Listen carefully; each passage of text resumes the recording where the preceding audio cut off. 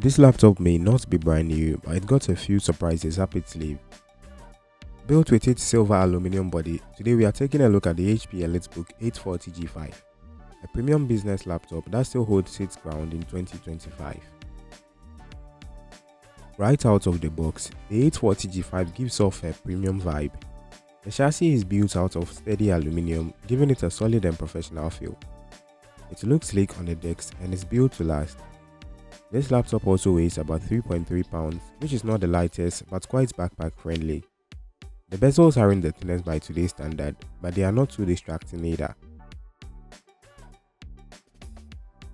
You would also find top firing Bang & Olufsen tuned speakers, a fingerprint sensor for secure logins, and a keyboard that's also backlit.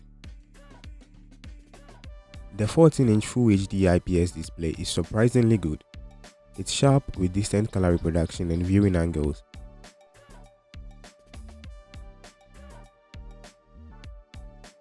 The model I have doesn't come with a matte display, rather it comes with a glass display which is also touch sensitive.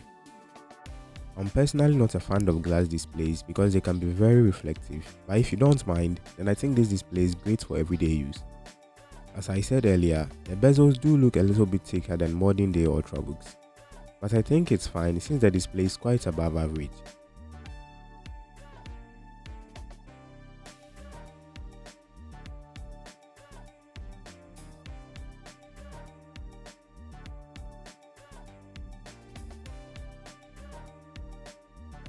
The 840G5 also supports fingerprints and Face ID, so when you look at it, you will notice the two camera sensors used for taking pictures and for the Face ID. And when you look a little bit below the keyboard, you will notice that you have your fingerprint sensor there as well.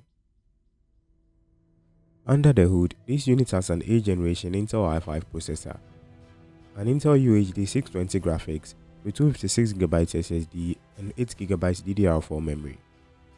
It's not a gaming machine, but for everyday work like browsing, office apps, Zoom calls, it runs very smoothly. During my test, PC Mark 10 keeps giving me errors and hence the test never completed. I don't know why, but I think it's going to be more of a software problem than a hardware problem arising from the laptop itself. Although, I can comfortably say from my experience that the laptop and everything runs very well and it has been smooth so far. Signbench also started with errors, but I managed to get it to work in the end.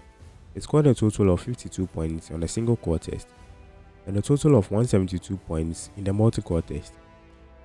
With this, although it's not a gaming laptop, you can still put some FPS from this rig considering you play on low settings.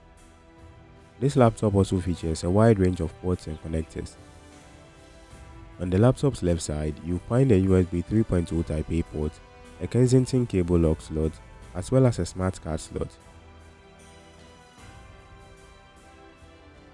On the right side, you get a SIM card slot, an audio jack, another USB 3.0 port, HDMI and Ethernet port, a docking station connector, a Thunderbolt 3 port which also doubles as a charging port, and an AC adapter. There is no micro SD card slot.